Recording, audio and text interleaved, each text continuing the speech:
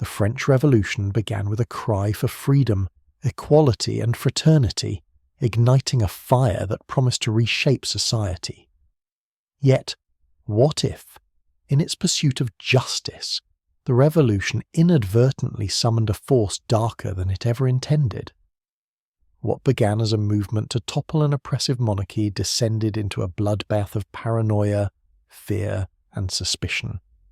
The ideals of liberty that once fueled the revolution spiraled into the reign of terror, where even the most devoted revolutionaries were consumed by violence. The question remains, how did it happen? What dark twist of fate transformed a hopeful revolution into an era of dread? In the streets of Paris, the storming of the Bastille echoed the cry for justice, but what followed was an unraveling of trust and a society gripped by suspicion. The monarchy's collapse in 1792 seemed like a victory for the people, a symbolic destruction of the old order. But as the revolutionaries rose to power, they were confronted by a new enemy: themselves. Robespierre, a name once synonymous with virtue and sacrifice for the cause, began to fall prey to his own revolution, transformed from the voice of reason to one of fear. In this new world, fear became a currency more valuable than hope, and paranoia soon overtook any sense of shared purpose. The terror did not stop at the gates of the aristocracy, but seeped into the lives of the common folk, who found themselves under suspicion for even the smallest of missteps. Where once the revolution had promised the joy of freedom, now it stood as a reminder that even the mightiest ideals could be corrupted. The revolutionaries, those who'd stood side by side with the common people, began to turn on each other. Allies became enemies, and in this age of fear, no one was safe, not even the architects of liberty themselves. But was this inevitable? Did the revolution always have the seeds of destruction planted within it? Or was there a hidden force pushing it toward chaos? To understand the reign of terror, we must first look back at the roots of the revolution, the moment when hope turned to fear. What drove the revolution from the ideals of liberty into the jaws of terror? And more importantly, what did it reveal about the human condition? That even in the pursuit of utopia, mankind can create its own worst nightmare. In 1789, France was a kingdom on the verge of collapse. King Louis XVI's court was drowning in debt, his lavish lifestyle a stark contrast to the suffering of the French people. Famine had ravaged the countryside, leaving millions hungry and desperate. The working class struggled to survive while the nobility lived in opulent luxury. This stark inequality ignited a fire within the common people, and the cries for change began to echo through the streets of Paris. The storming of the Bastille on July 14, 1789, was the match that set the revolution ablaze. Thousands of Parisians, driven by a shared sense of injustice, rallied together, tearing down the symbol of royal oppression. The Bastille was more than just a prison. It was a symbol of the absolute power held by the monarchy. As the gates of this fortress fell, so too did the illusion of invincibility that the monarchy had held for centuries. The people believed they were writing a new chapter in history, one in which they were no longer subjects but citizens with rights. With the fall of the Bastille, the revolutionaries began to dismantle the old order. The National Assembly was formed, and the first steps were taken to create a government that would reflect the will of the people, not the whims of a monarch.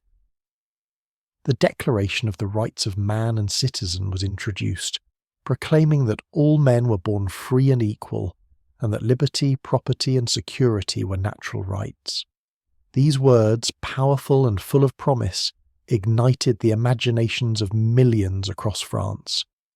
The old regime crumbled under the weight of its corruption, and the revolutionaries now saw themselves as the heroes of a new age. But the question remained: what would replace the monarchy? The answer was not clear. The revolutionaries, though united in their desire for change, were far from united in their vision for the future. While some believed in gradual reform, others called for radical, immediate action. The revolution quickly split into factions, each vying for control of the direction of the revolution. The moderate faction wanted a constitutional monarchy, while the radicals called for the complete abolition of the monarchy and the establishment of a republic. The growing tension between these factions would soon lead to internal conflict, with each side willing to go to any lengths to secure their vision for France's future. In the chaos that followed, Robespierre emerged as a leader of the radical faction, and the revolutionary ideals of liberty and equality began to take on a darker, more ominous tone. Though the revolution was still in its early stages, the seeds of violence and fear had already been planted, and they would grow into something far more dangerous than anyone could have anticipated. The spark of revolution, once seen as a beacon of hope, was now at risk of being consumed by the flames of its own creation. The fall of the French monarchy in 1792 was nothing short of seismic, reverberating through the very soul of the nation. Once regarded as an embodiment of divine authority, King Louis XVI and his wife, Marie Antoinette, were no longer seen as monarchs, but as symbols of everything that the revolution sought to destroy.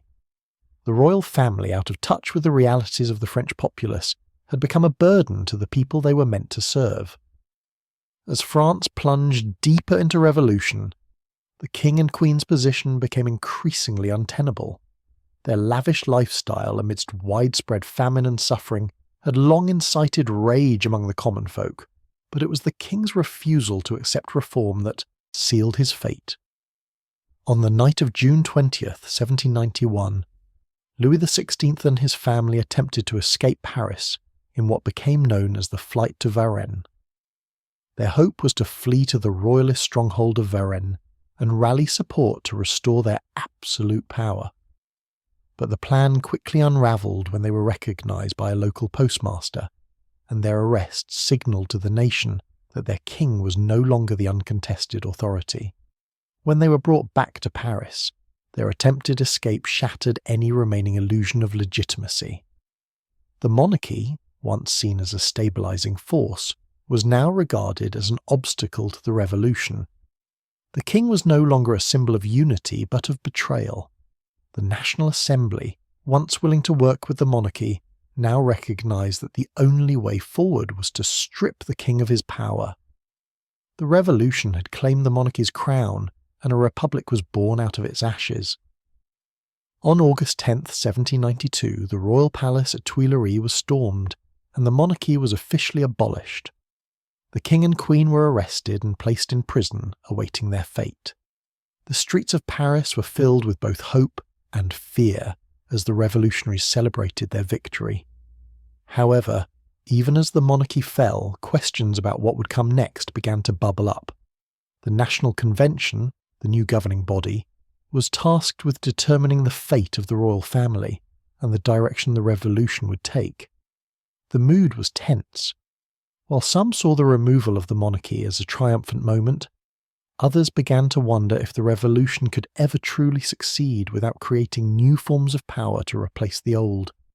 The very ideals of liberty and equality that had driven the revolution were now being tested in ways they had never been before. Could these ideals hold up when confronted with the realities of governing a nation in chaos? As the monarchy's once mighty throne lay in ruins, the revolution faced its first great moral dilemma. How far would it go to preserve the revolutionary ideals it had so fiercely championed? The fate of King Louis XVI and Marie Antoinette would set the stage for the darker days that followed, and the revolution, still in its infancy, would soon find itself veering down a path from which there would be no return. Are you ready to uncover the secrets behind the Reign of Terror? Don't miss out on this chilling exploration of the French Revolution. Subscribe now to learn how the dream of liberty became a nightmare of fear and violence. Click the bell to dive deeper into history's most tumultuous moments.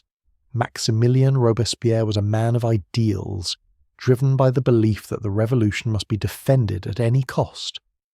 Rising from a relatively modest background, his passion for justice and equality made him an early figure of the revolution's radical wing. As the monarchy crumbled, Robespierre's voice grew louder, calling for the complete abolition of the old order and the establishment of a republic rooted in virtue.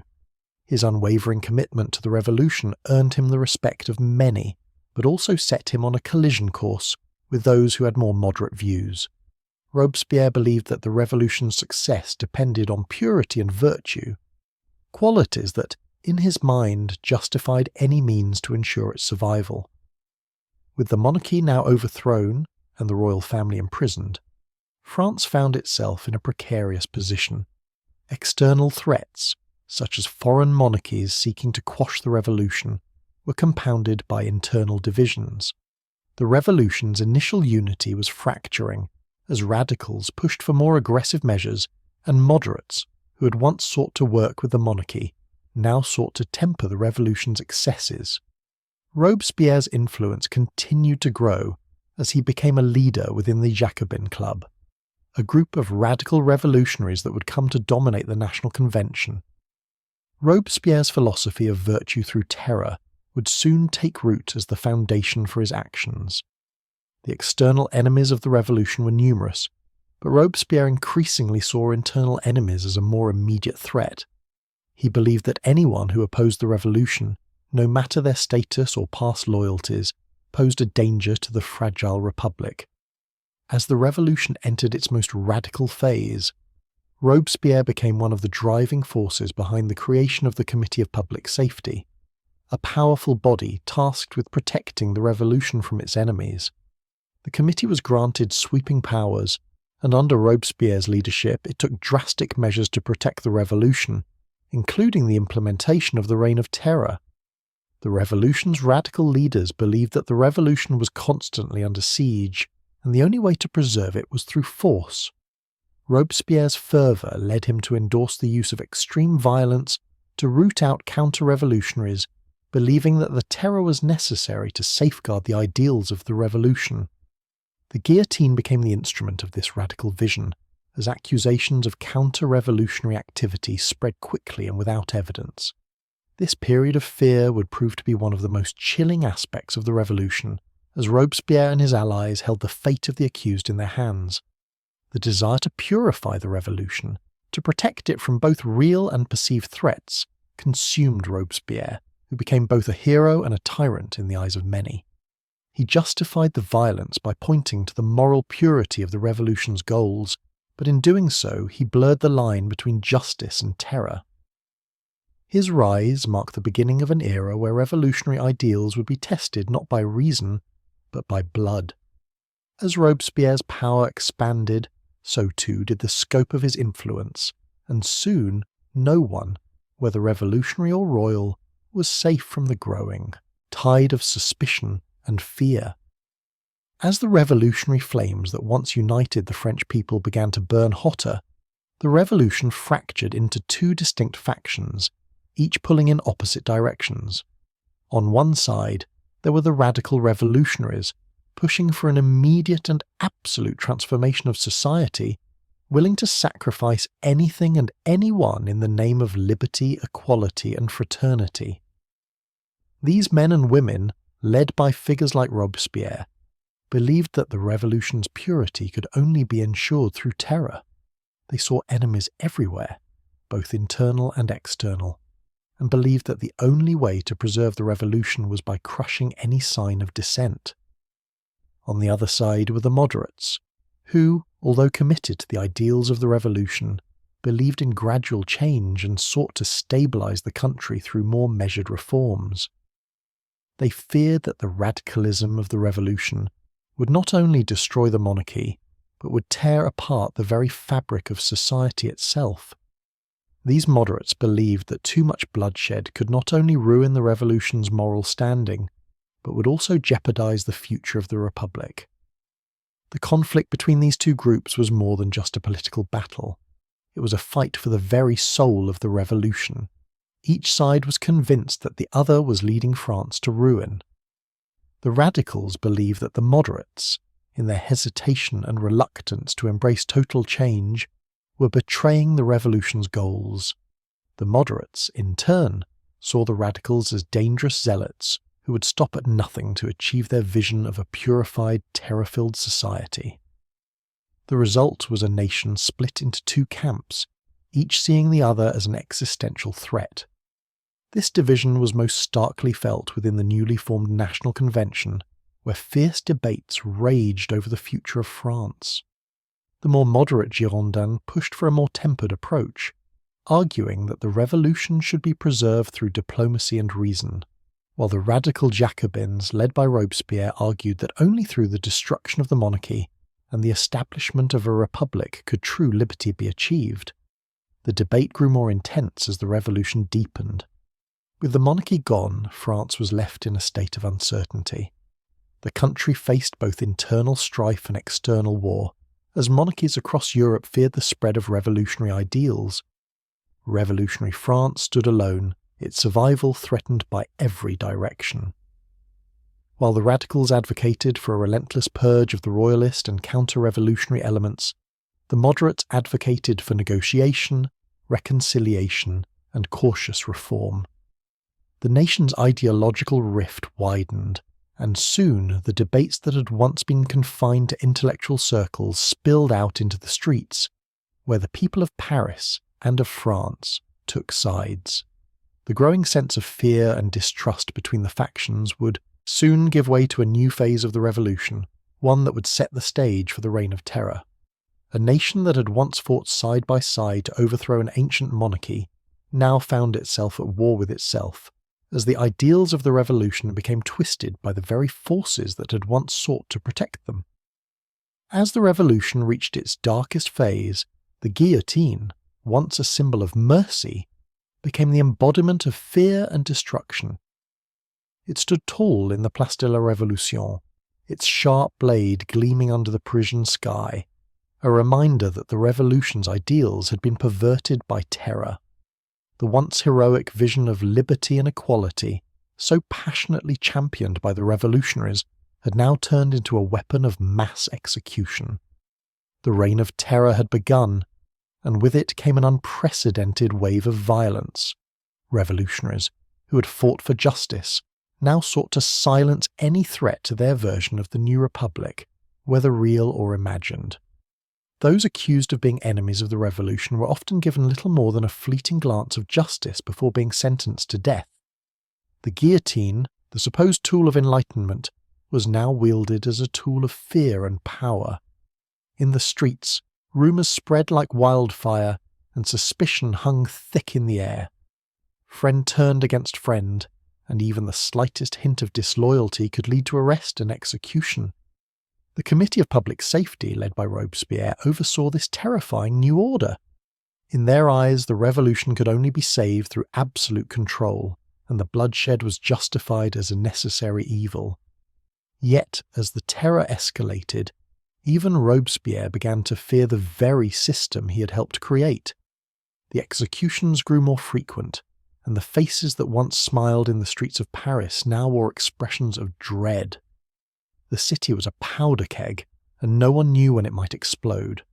The revolution, once a beacon of hope for the oppressed, now seemed like a monstrous force, devouring those who had built it. The fear was palpable. It wasn't just the aristocrats who were at risk anymore, but anyone who might be suspected of harbouring counter-revolutionary sentiments.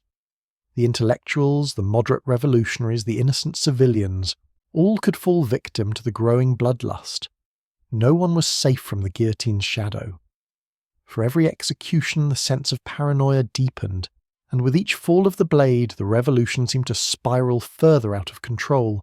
The ideals of the revolution, liberty, equality, and fraternity, had become hollow, tainted by the blood of those who were once part of the cause. The people of Paris, who had once cheered for the fall of the monarchy, now found themselves wondering if the revolution had become something far worse. Was this truly the price of freedom, or had they traded one tyranny for another? Robespierre, once the champion of the people, now seemed to be leading France down a path of inevitable destruction. The revolution's promise of a utopian society had given way to a nightmare where the line between hero and villain had become irreparably blurred. With the shadow of the guillotine hanging over them, the people of France were left to question.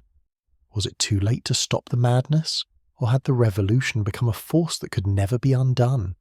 In the wake of mounting chaos, fear, and betrayal, the revolutionary leaders knew that only a ruthless response could protect the fragile republic from its enemies, both within and without.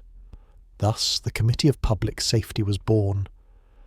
Established in April of 1793, the committee quickly became the most powerful body in revolutionary France, with sweeping authority to safeguard the revolution. It was designed to deal with the country's most pressing crises: the growing threat of foreign monarchies, the civil war within France, and the ever-present menace of internal subversion. Robespierre, along with other radical revolutionaries like Georges Danton and Jean-Paul Marat, rose to prominence within this body, promising to protect the ideals of the revolution at any cost. The committee's mandate was clear: eliminate enemies of the revolution and secure France's future as a republic. But as their power expanded, so did their influence over every aspect of French life. The committee, led by Robespierre's vision, wielded absolute control over the fate of the people. It was during this period that the Reign of Terror reached its horrifying peak. The committee authorized the creation of revolutionary tribunals, which would swiftly judge anyone suspected of counter-revolutionary activity. The mere accusation of disloyalty, whether real or imagined, was enough to seal one's fate. The terror was omnipresent. Across France, not even the most trusted revolutionaries were safe from suspicion. Paranoia gripped the nation as everyone, from the poorest peasants to the most powerful politicians, was forced to reckon with the ever-looming threat of execution. As the tribunal's judges passed down their sentences, the guillotine was never far behind. It became the grim symbol of the committee's power, its blade falling regularly in the streets of Paris, its shadow cast long across the revolution. Robespierre justified the bloodshed, insisting that the terror was necessary to preserve the revolution's ideals. Virtue through terror, he declared, believing that the Republic's survival depended on purging its enemies by any means necessary. To Robespierre, the preservation of the revolution was more important than the lives it cost. But as the executions mounted and the revolution began to consume itself, even some of the committee's own members began to question the growing tide of violence. Danton, once a fierce ally of Robespierre, began to speak out against the terror, advocating for a stop to the senseless bloodshed. But his voice was drowned out by Robespierre's unyielding conviction. The more the committee tightened its grip, the more divided France became. While many radicals celebrated the purge of traitors, others began to see the revolution as a monstrous force, one that betrayed the very principles it had been founded upon. The committee's unchecked power led to a collapse in trust among the revolutionaries themselves. Former allies turned against each other, caught in the same web of fear and suspicion. Even Robespierre, once the most revered leader of the revolution, began to alienate his closest allies, as his obsession with purity and virtue led him down a dangerous path. The committee's once unified front now threatened to implode, as dissent grew within its ranks. The very body that had been tasked with safeguarding the revolution was now unraveling, consumed by its own relentless pursuit of power. As the Committee of Public Safety continued to dominate French politics, the revolution's ideals were increasingly drowned out by the terror it had created, and so, the revolution, born out of a quest for liberty and equality, was transformed into a nightmare that would soon reach its tragic and inevitable climax. As the revolution burned through the heart of France, the ideal of liberty became smothered by the choking smoke of fear. The revolution, once a beacon of hope for the oppressed, had now spiraled into something far more sinister. The Reign of Terror had taken hold, with Robespierre and the Committee of Public Safety at its helm, directing the course of a nation drowning in its own blood. It was a time where suspicion was the currency, and any dissent, however small, could send you to the guillotine. The revolutionary ideals of freedom and equality had been twisted beyond recognition, and the once hopeful dream of a republic had become a nightmare where no one was safe. Fear became the ruling force as France plunged into a state of constant anxiety. every citizen, from the lowest peasant to the highest official, became a potential target of the revolution's wrath. Neighbours spied on neighbours, and the slightest hint of counter-revolutionary sentiment could send a person to the revolutionary tribunal, where swift judgments were handed down, often without evidence. The courts, once intended to protect the rights of the people, had become nothing more than an extension of the terror itself. The tribunals, led by ruthless judges and supported by the Committee of Public Safety, became the apparatus through which the state enforced its reign of fear. The guillotine, a tool once symbolizing a clean break from the past, had become the instrument of mass murder, its blade falling day after day as the streets of Paris ran with blood. The terror was no longer confined to the capital. It spread across the nation as revolutionary forces, emboldened by the actions of Robespierre and his supporters, began to enforce the revolution's laws through violence. Robespierre, who had once been seen as a champion of virtue, now stood as the embodiment of the revolution's dark side. His unwavering belief in the purity of the revolution led him to justify the killings, arguing that the terror was necessary to protect the Republic from its enemies, both internal and external. But as the body count rose, Robespierre's ideal of virtue through terror began to lose its lustre. The revolutionaries, who had once stood together in solidarity, began to question the path they had chosen. Was the bloodshed truly justified, or had they allowed the revolution to become an instrument of tyranny? Robespierre's once loyal allies began to see him as a dictator, consumed by his own power and the need to maintain control over the revolution.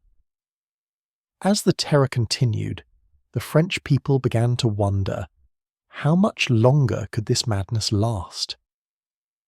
The revolution, which had begun as a movement to liberate the oppressed, had devolved into a regime of fear, where freedom and equality were now distant memories.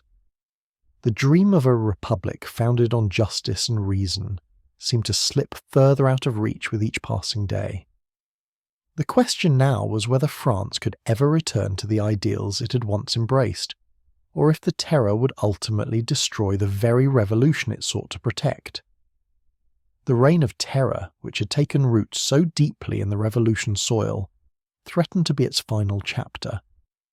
As the reign of terror deepened its grip on France, the revolutionaries found themselves trapped in a vortex of suspicion and fear. In 1793, the National Convention passed the law of suspects, a decree that allowed for the arrest of anyone deemed an enemy of the revolution. The law was vague, its criteria for who qualified as a suspect so broad that it became a weapon that could be wielded against anyone. The once clear lines between revolutionary hero and enemy of the state blurred, as accusations were often based on the flimsiest of evidence, or none at all. A whisper in the dark, an unpopular opinion, or a mere association with the wrong person could lead to arrest and execution. The law of suspects turned every citizen into a potential informant or target, with loyalty to the revolution questioned at every turn. Fear spread like wildfire, as even the most innocent could be accused of harbouring counter-revolutionary thoughts. Families turned against each other, neighbours denounced neighbours, and once trusted friends were now viewed with suspicion. The revolutionary fervour that had once united the people now left them distrustful of one another. A survival depended on proving one's allegiance to the revolution. Revolutionary tribunals, already established to root out enemies of the state, became a fast track to the guillotine.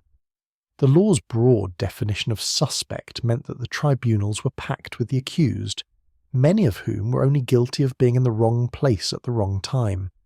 Intellectuals, moderates, and even former allies of the revolution found themselves ensnared by the growing web of suspicion. Robespierre, whose role in the revolution had once been seen as that of a saviour, now stood as the architect of a regime where death was the only certainty for those who were perceived as enemies. The law of suspects fueled the flames of paranoia, and as executions mounted, so too did the sense of dread that enveloped France. The guillotine, once a symbol of the new order, had become a tool of mass execution, its blade falling daily as hundreds were sent to their deaths. Even those who had supported the revolution's ideals began to question whether the path they had chosen was truly worth the cost. In the streets of Paris, the cries of the condemned echoed through the city as the terror reached its zenith. No one, it seemed, was safe from the law's reach. The revolution, which had been born out of a desire to bring justice and equality to the people, had now become a force of destruction, where justice was dispensed not with reason, but with the relentless power of fear. The law of suspects stripped the people of their right to a fair trial, and the very essence of the revolution was consumed by the terror it had spawned. What had begun as a noble attempt to create a just society now stood on the brink of collapse as the revolution devoured its own children. The law of suspects was a defining moment, marking the point at which the revolution, once filled with hope, became something unrecognizable, an oppressive regime that threatened to swallow its creators. Georges Danton had once been one of the most powerful and charismatic figures of the French Revolution. A leader of the Cordelier Club, a fiery orator, and a key architect of the overthrow of the monarchy, Danton had become synonymous with the revolution itself. But as the terror escalated under Robespierre's rule, Danton's stance began to shift. Unlike Robespierre, who held a rigid, uncompromising belief in the necessity of the reign of terror, Danton began to question the relentless bloodshed. He argued that the revolution had been won and that the time for violence was over. His calls for a more moderate approach and his push to end the reign of terror earned him the ire of the radical faction. Danton, who had once been a staunch revolutionary, was now seen as a threat by those who had come to believe that only through terror could the revolution survive. The once heroic figure, who had been cheered by the masses for his role in dismantling the monarchy, found himself under suspicion. Robespierre, the embodiment of the revolution's purity and its most fanatical supporter, viewed Danton's shift as a betrayal. Danton had begun to push for peace, to temper the revolution's extreme violence, and this was perceived as weakness in Robespierre's eyes. The rift between them deepened, and Danton's calls for an end to the terror marked him as an enemy in the eyes of the radical revolutionaries. His fate was sealed in March of 1794 when he was arrested and charged with corruption, counter-revolutionary activity, and betrayal of the revolution's ideals. The charges against Danton were vague, and his trial was a mere formality. As the days went by, Danton's supporters tried to rally behind him, but the revolutionary tide had turned so violently that even his former allies could not save him. On the day of his execution, Danton faced the guillotine with remarkable calmness. His last words were not a plea for mercy, but a defiant statement aimed at his accusers. "Don't forget to show my head to the people. It's well worth seeing."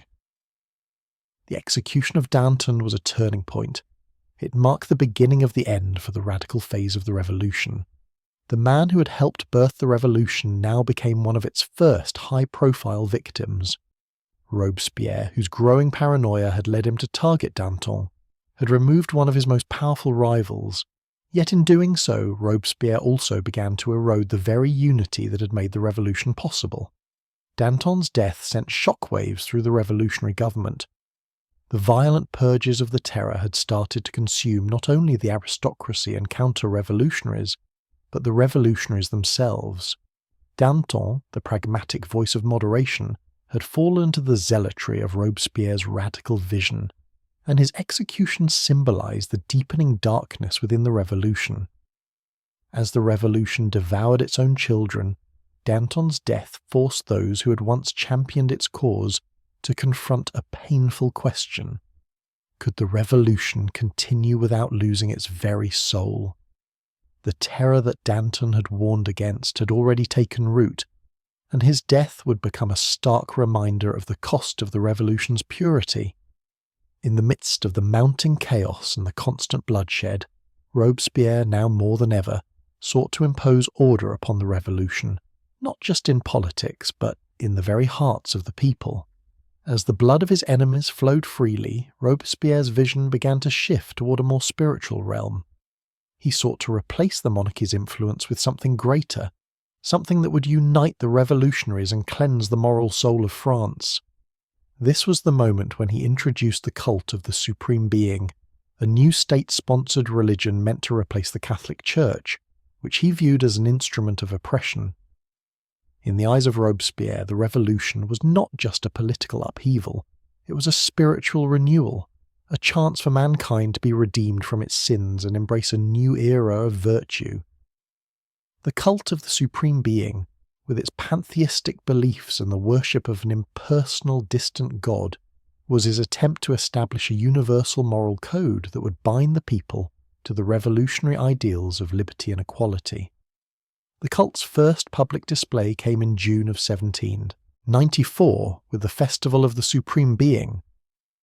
A grand spectacle was staged in Paris, with processions and ceremonies, where Robespierre himself stood at the centre, positioned as the high priest of this new religion.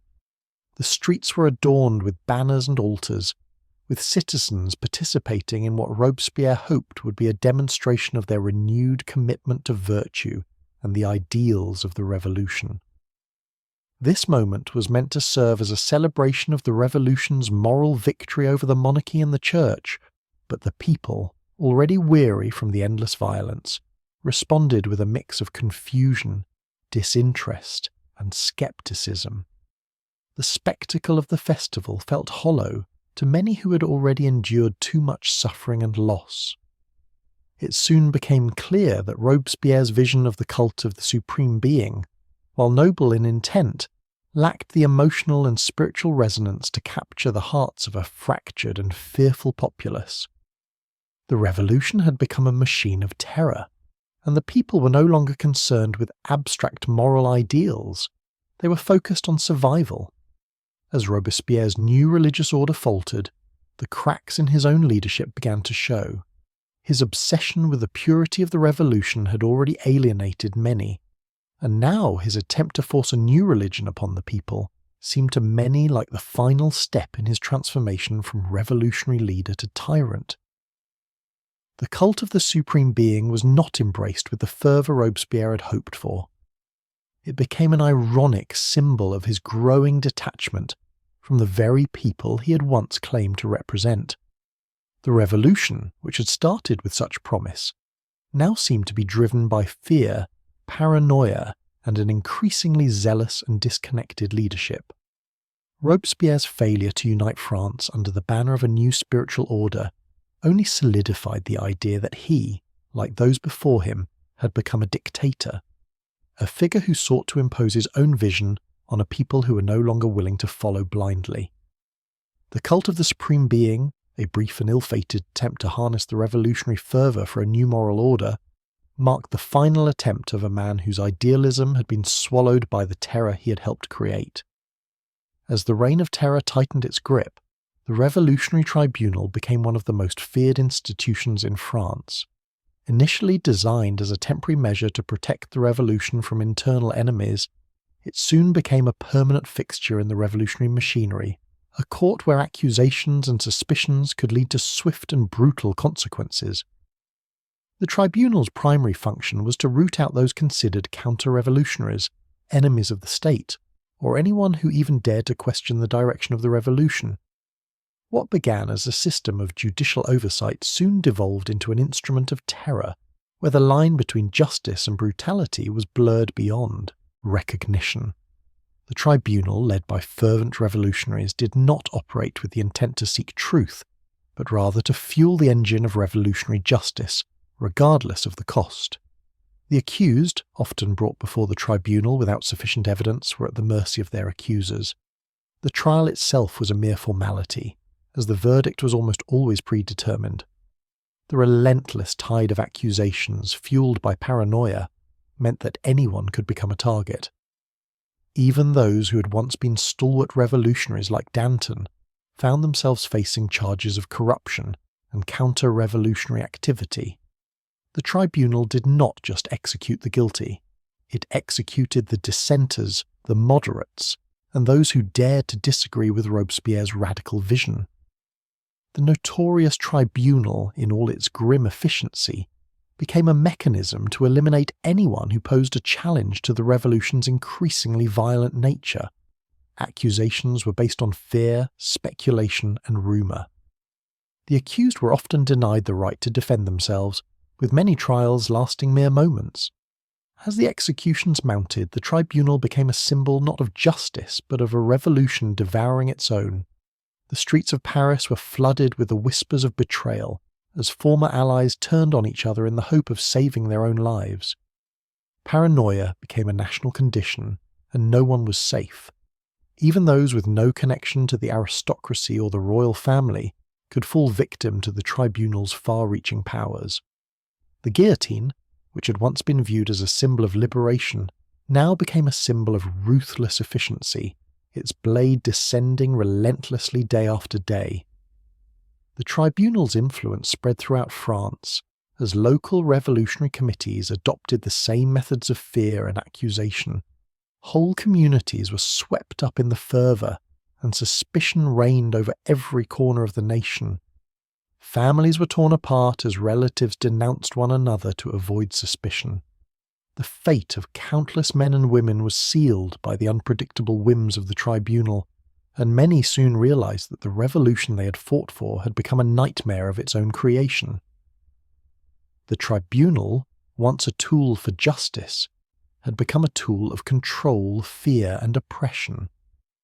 It was in these halls that the seeds of distrust between the revolutionaries themselves were sown, leading to further division and ultimately the collapse of the very ideals the revolution had been built upon. The terror did not discriminate. It consumed the innocent and the guilty alike, and it was under the shadow of the revolutionary tribunal that the revolution's most tragic and ironic lesson was learned, that the pursuit of justice, when left unchecked, could lead to the destruction of the very ideals it sought to preserve. As the reign of terror progressed, it became clear that the revolution was no longer a liberating force for the people, but a relentless mechanism of fear, suspicion, and power. The Committee of Public Safety, now firmly under Robespierre's control, sought to purge France of every last trace of counter-revolutionary sentiment. The revolution had once been a beacon of hope for the oppressed, but as Robespierre and his allies tightened their grip, that hope was suffocated by an ever-growing cloud of paranoia. Each day the terror escalated, fueled by the belief that the survival of the Republic depended on absolute conformity. The guillotine, which had once been a symbol of justice, now stood as a towering monument to the terror that gripped the nation.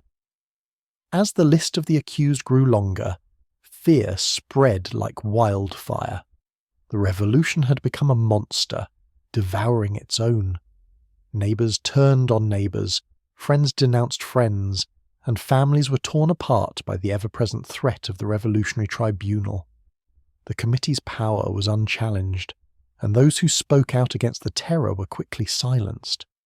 The execution of prominent figures like Danton, who had once been a leading force in the revolution, only further deepened the divide between the revolutionaries. Robespierre's increasing isolation and paranoia led him to embrace the terror even more fully. He believed that the revolution's purity could only be safeguarded by purging France of those he considered enemies. This ideological extremism not only led to more executions, but to a society so consumed by fear that even the smallest gesture, the slightest suspicion, could lead to arrest and death. The moderates who had once hoped for a balanced approach were now in hiding or facing execution. The revolutionaries who had helped bring down the monarchy now found themselves the targets of the very system they had built. With each passing day, the revolution's ideals of liberty and equality seemed more distant, replaced by a brutal regime that cared only for maintaining power at any cost. People lived in constant fear of being accused of disloyalty.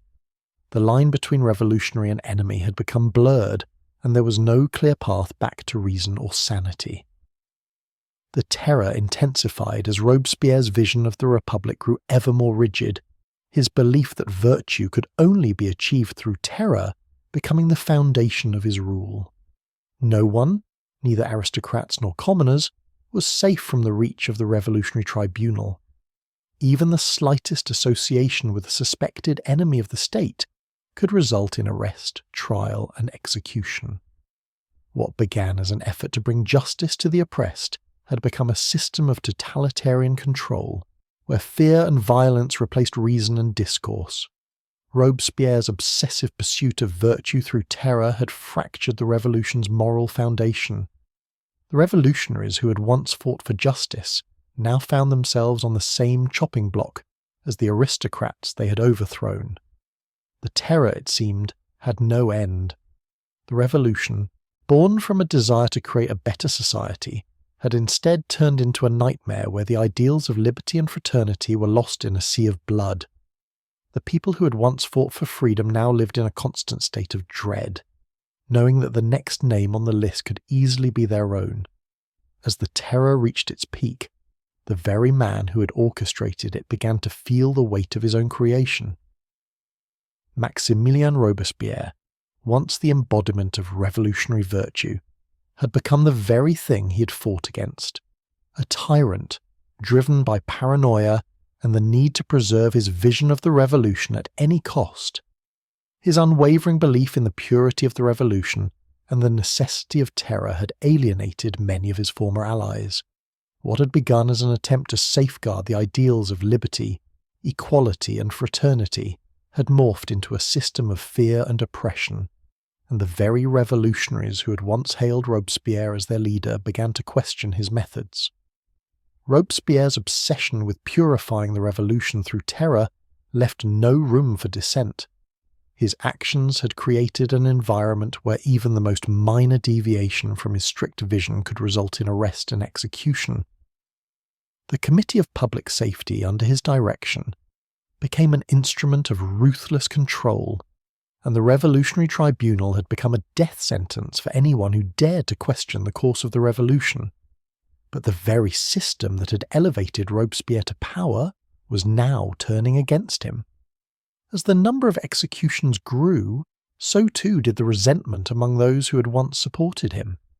Former allies, including members of the Committee of Public Safety, began to fear for their own safety, seeing Robespierre's increasing control as a threat to their own survival.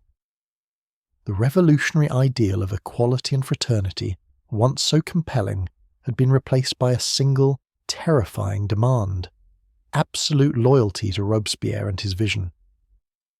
As tensions reached a boiling point, the once united revolutionaries fractured. The night of July 27, 1794, marked the end of Robespierre's reign. A coalition of his enemies within the National Convention, fearing their own impending arrest and execution, moved against him. Robespierre was arrested along with several of his allies, but even in his final moments he was defiant. The revolutionaries who had once looked to him for guidance now saw him as a threat, a man whose obsession with purity and virtue had led to the destruction of the very ideals he had promised to protect. Robespierre's downfall was swift and brutal.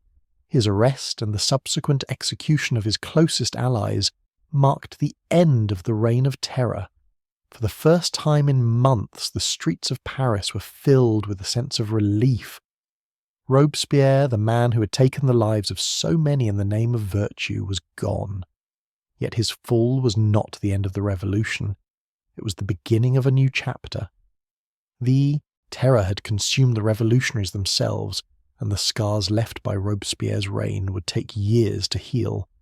The revolution, which had begun with such promise, had turned into a nightmare, and even as the bloodshed came to an end, the nation was left to grapple with the consequences of the terror. The fall of Robespierre was a tragic reminder that even the noblest of ideals, when twisted by power and fear, could lead to the darkest of outcomes. His death marked the end of an era, but the revolution itself was far from over. What remained now was a shattered nation, struggling to rebuild itself after the devastation of its own making. The fall of Robespierre did not bring peace to France, nor did it restore the revolution to its original ideals of liberty, equality, and fraternity. Instead, it left behind a nation in shambles, its spirit crushed under the weight of its own violent past. The terror, which had begun as a defense of the revolution, now lingered in the streets like a shadow, never quite dissipating. The executions, the betrayals, and the constant fear had left an indelible mark on the people. The idea of liberty had become tainted by the very bloodshed that was supposed to secure it. The revolutionaries, now faced with the consequences of their actions, found themselves trapped in the legacy of the terror they had created. The guillotine, once seen as a symbol of justice, had become a tool of oppression, and the people who had once believed in the revolution's promises of freedom now found themselves living in a constant state of anxiety. Trust had been shattered. Families that had once been united in their revolutionary zeal were now divided, torn apart by suspicion and the need for survival. The echoes of the tribunal's ruthless judgment still rang in the minds of those who had lived through the terror, and those who had once denounced their neighbours now found themselves questioning whether they had been right or wrong. The country was not united by the ideals of the revolution, but divided by the scars of its past. Fear had seeped into every corner of French society, leaving people wary of each other, wary of speaking their minds, and most of all, wary of the revolution itself. Even those who had survived the terror were not free from its grasp. The trauma of the past years lingered in the air, and the revolutionary leaders, who had once been celebrated as heroes, now faced the task of rebuilding a nation shattered by their own decisions. What remained was a France that was lost, not in the pursuit of its goals, but in the aftermath of its own overzealous idealism. The dream of a republic, founded on reason and justice, had been destroyed by the very violence meant to protect it. The people were now left to pick up the pieces of a broken nation, their hope for a brighter future clouded by the shadow of the terror. In the years that followed, the revolution would be remembered not for its achievements, but for the violence and fear it unleashed. The legacy of the terror would live on in the minds of those who had lived through it, and in the generations that would come after. For them, the revolution was not a symbol of freedom, but a reminder of the dangers of unchecked power and the price of pursuing ideals without regard for the cost. The revolution's promise of a new world had been corrupted, and France, though free from the monarchy, was left to grapple with the consequences of the blood spilled in its name. Even as the guillotine was dismantled and the streets grew quieter, the fear remained. The revolution had failed, and the people of France were left to live with the terrifying legacy of their own making. In the aftermath of the revolution, France, torn by internal divisions and scarred by years of terror, was left searching for stability. The chaos of the revolution had left its mark, and the ideals of liberty, equality, and fraternity now seemed increasingly distant. The political landscape was fractured, and the people, exhausted by the constant upheaval, longed for peace and order. It was into this void that Napoleon Bonaparte emerged. A brilliant military strategist, Napoleon had risen through the ranks during the Revolution's wars, his name becoming synonymous with victory on the battlefield. He was seen by many as the saviour who could restore order to a fractured France. His rise was not just a result of military genius, it was a culmination of the fear and disillusionment that had taken root in the wake of the Revolution. The French people, desperate for a leader who could unite the nation, turned to Napoleon. With the political chaos surrounding the Directory, the government that had come after the fall of Robespierre, Napoleon presented himself as the solution to France's fractured state. In 1799, during a period of instability, and with the country at war on multiple fronts, Napoleon staged a coup d'etat, overthrowing the Directory and establishing himself as the first consul of France. His rise to power was swift, and he wasted no time in consolidating his control. Napoleon's charisma and military success made him a national hero, and his promises of stability and reform resonated deeply with a population weary of war, violence, and political infighting.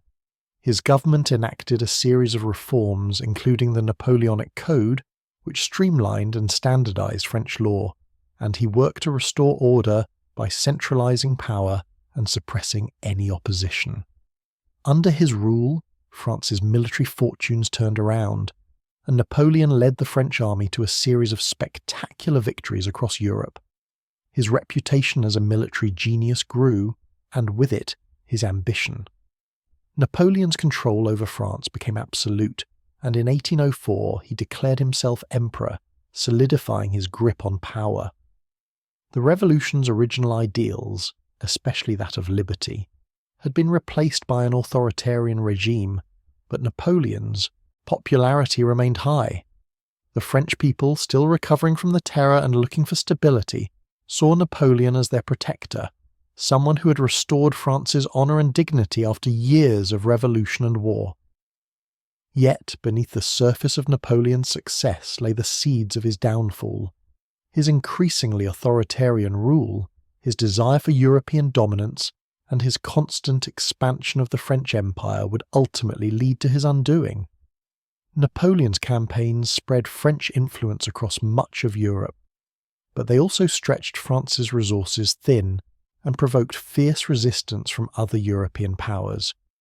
As he sought to solidify his power and expand his empire, Napoleon's ambitions would set in motion a series of events that would eventually bring him into conflict with nearly every major European power.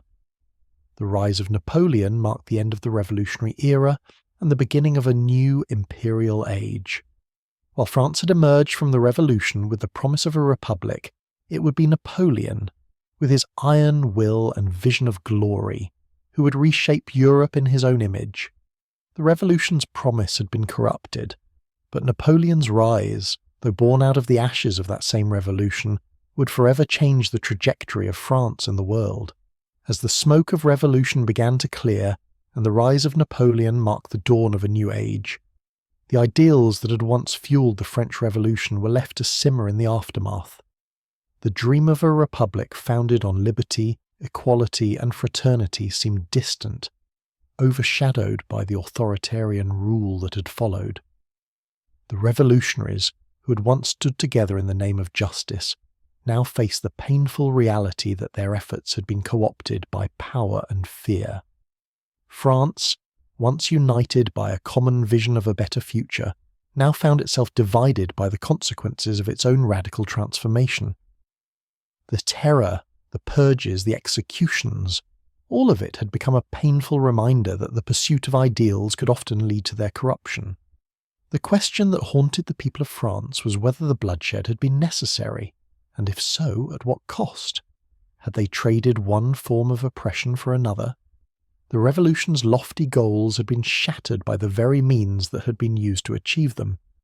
Those who had once fought for liberty and justice were now the architects of a regime that demanded total loyalty, where dissent was punished and any challenge to the status quo was met with swift violence.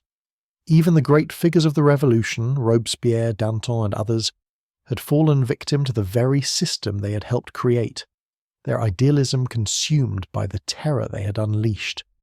As France looked back on the revolution, the question of its legacy became impossible to ignore. What had been gained? What had been lost? For many, the answer was clear. The revolution had promised a new world but delivered, a nation scarred by fear, betrayal, and loss. The ideals of liberty, equality, and fraternity had been betrayed, not by external forces but by the revolutionaries themselves, who had allowed their vision to be twisted into something unrecognizable. And yet, despite the pain and destruction, the revolution had also brought about undeniable change. The monarchy had fallen, and the people had tasted power for the first time. France had been liberated from the chains of aristocracy and the rigid class system that had defined society for centuries. The revolution had shattered old hierarchies, opened the doors to new ideas, and set in motion a wave of political and social change that would spread across Europe and beyond. The ideals of the revolution had not been entirely lost, but they had been irrevocably altered. In the wake of Napoleon's rise, the people of France were left to ponder the cost of their freedom. Had they been too quick to embrace the radical path? Could the revolution have been achieved without the bloodshed, or was violence an inevitable part of any revolution? The revolution's legacy was one of contradictions. On one hand, it had given birth to the modern world, but on the other, it had left a scar on the soul of the nation. France was forever changed, but whether for better or worse was a question that would echo through history. In the end, the ideals of the revolution, though tarnished, would continue to inspire future generations. The dream of liberty, equality, and fraternity had been crushed under the weight of terror, but it was not extinguished. It remained a flickering flame, waiting for a new generation to reignite it and carry it forward.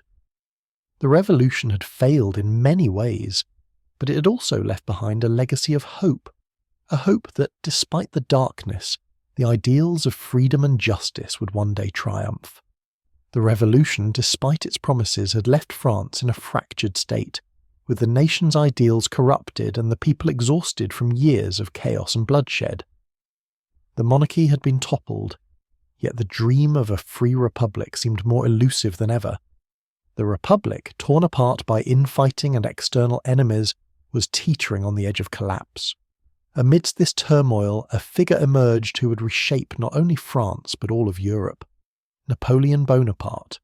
Napoleon, a military genius who had risen through the ranks during the Revolution's wars, had become a symbol of strength and stability, a beacon of hope for a nation that had seen little of either.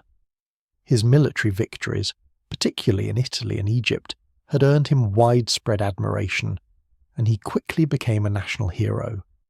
The people, weary of the instability and the constant threat of foreign invasion, saw in Napoleon a leader who could restore order. As the revolution's chaotic leaders faltered, Napoleon capitalized on the vacuum of power. In 1799, with the French government in disarray, Napoleon staged a coup, overthrowing the Directory and establishing himself as first consul, the effective ruler of France. He promised to bring stability to the nation and to restore France's strength on the world stage. His rise was swift and decisive. Napoleon's vision for France was one that combined revolutionary ideals with a strong centralized power. He believed in the principles of the revolution, liberty, equality, and fraternity, but sought to implement them through a more authoritarian structure. With the support of the military, Napoleon rapidly consolidated his power, sidelining his rivals and ensuring that France's political structure revolved around him. The chaos that had defined the previous years began to fade as Napoleon implemented a series of reforms. One of his first acts as ruler was to codify the laws into what became known as the Napoleonic Code, a set of legal reforms that would become the foundation for much of Europe's modern legal systems. Napoleon also stabilized France's economy, restored order, and reformed education, ensuring his popularity among the French people. But it was his military successes that cemented his place in history. Napoleon, driven by ambition and an unyielding desire for power, sought to extend France's influence across Europe. He waged a series of wars against various coalitions of European powers, expanding France's empire and establishing French dominance. His victories in places like Austerlitz and Jena were legendary, and he gained control over much of Europe, from Spain to the heart of Germany. In 1804, Napoleon crowned himself Emperor of the French, consolidating his authority and signalling the end of the revolutionary dream of a republic. His coronation marked the beginning of the Napoleonic Empire, a new phase in French history, one that would see France transformed into a sprawling European superpower. While Napoleon's rule brought stability and national pride to France, it came at the expense of the very ideals that had sparked the revolution. Under his rule, France would experience prosperity, but also authoritarian control, and the vision of liberty and equality would be overshadowed by the vast military empire he sought to build. Napoleon's rise from a revolutionary general to emperor symbolized the transformation of France itself, a nation that had once fought for freedom, but now, under his iron rule, would seek glory and conquest. The revolution that had begun with such high hopes for the people of France had come full circle, and in the end it was not liberty that had triumphed, but power. The French Revolution, once a beacon of hope and radical change, had morphed into something unrecognizable. Its ideals, liberty, equality, and fraternity, had been sacrificed at the altar of power and terror, leaving behind a nation forever scarred by its own pursuit of justice. The revolutionaries who had sought to overthrow the monarchy, dreaming of a republic that would offer freedom to all, had instead created a new tyranny, this time born from the very ideals they had once championed. In the aftermath of Napoleon's rise, the French people were left to reflect on what the revolution had truly achieved. They had torn down the old order, dismantled the monarchy, and overthrown centuries of aristocratic privilege. Yet the promised republic, a government of the people, by the people, was never realized. In its place stood an empire, one led by a man who had once been a revolutionary hero but had now become a dictator. Napoleon, the man who had been hailed as the saviour of the revolution, had transformed France into a military powerhouse. But his reign was one of centralised authority and imperial ambition, not the democratic ideals the revolutionaries had dreamed of. France had gone from a republic to an empire, and the very ideals that had once motivated the revolution seemed hollow in the face of Napoleon's iron rule. The people of France, who had once fought for freedom, now lived under an emperor who controlled every aspect of their lives. They had replaced the absolute power of the monarchy with the absolute power of one man, and in doing so, they had betrayed the promise of liberty and equality. The reflection on these lost ideals was a painful one. How had this happened? Had the revolutionaries been too naive to realize that power, once seized, would corrupt even the most virtuous of men? Or had they simply been blinded by their own ambition, willing to sacrifice anything, including their very principles, to achieve their vision of a better society? The revolution had been fueled by a sense of injustice, a belief that the old order was no longer tenable, and that the people deserved better. But in their pursuit of a perfect society, they had fallen into the trap of violence and terror. The reign of terror, the trials, the executions, these were the tools used by those who claimed to protect the revolution. But as the blood flowed, and the guillotine became a symbol of justice, the revolution's moral foundation crumbled. The terror had consumed not only the monarchy, but also the revolutionaries themselves. The ideals of equality and liberty had been drowned in a sea of violence, and the promise of fraternity had been lost in the chaos of suspicion and betrayal. As France stood at the crossroads of its future, the revolution's original ideals seemed more distant than ever. Napoleon's rise to power had shattered the vision of a free and just republic, and the dream of liberty seemed like a distant memory. The French people had paid a high price for their revolution, and as they reflected on what had been lost, they realized that the cost of their ideals had been greater than they had ever imagined. The revolution in the end had failed to deliver the utopia it had promised, leaving France to rebuild itself from the wreckage of its own dreams. The legacy of the revolution was one of contradictions, of soaring ideals and crushing realities, of a fight for freedom that had ultimately been hijacked by power. The French Revolution, in its sweeping grandeur and violent disarray, left behind a legacy that echoed through the centuries.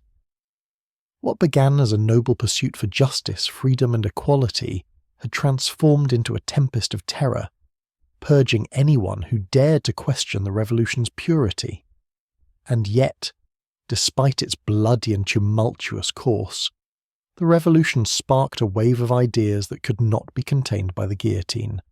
Its ideals, even in their corrupted form, would reverberate across Europe and the world, inspiring future movements for liberty, human rights, and self-determination. For all the devastation it caused, the revolution set in motion a conversation about freedom that could not be silenced. The promise of liberty had been sacrificed in the name of terror, but the revolution had brought forth something far more powerful, an idea that a people, in their collective will, could rewrite their destiny. While the monarchy had fallen, the republic it was supposed to bring about had been marred by bloodshed and authoritarianism. The rise of Napoleon, though offering France stability, marked the end of the revolution's original ideals of a democratic republic. Yet, the ideals themselves had planted seeds that would sprout in the hearts of future generations. The French Revolution had become the beginning of a larger global struggle for equality, democracy, and the recognition of human rights. The revolution's legacy did not end with Napoleon's coronation as emperor. It lived on in the principles of republicanism that spread across Europe, influencing revolutions and movements for change, including those in Latin America and beyond. Even as Napoleon's empire crumbled, the ideas born out of the French Revolution, of the power of the people to shape their own future, remained deeply ingrained in the fabric of global history. The revolution's tragic paradox, where freedom gave way to terror, was a lesson in the perils of idealism unchecked by reason. Its echoes reminded future generations that the pursuit of justice must never be achieved at the cost of basic humanity. France, in the end, would find itself caught between revolution and empire, torn between its past and its future. But the revolution's message endured. The principles of liberty, equality, and fraternity became the foundation for future movements that would fight to expand these ideals, giving rise to modern democratic societies. The revolution had also laid bare the flaws in its own pursuit of power, serving as a cautionary tale that warned of the dangers of turning ideals into dogma. In a world that sought change, the echoes of the French Revolution would never fade. Its lessons reverberated through time, providing the blueprint for the struggles that would define nations for centuries to come. For all its failures, the revolution made an undeniable mark on the world, igniting the hearts and minds of those who would continue to fight for the ideals it had once promised, even if they had been lost in the darkness of terror. And so, the revolution's greatest triumph was perhaps not its success or its downfall, but the enduring echo of its ideals, now immortal, impossible to ignore, forever shaping the future. The Reign of Terror left an indelible mark on the course of history. It's a story of how hope turned to horror, where a revolution meant to free the people ultimately enslaved them with fear. What can we learn from this dark chapter?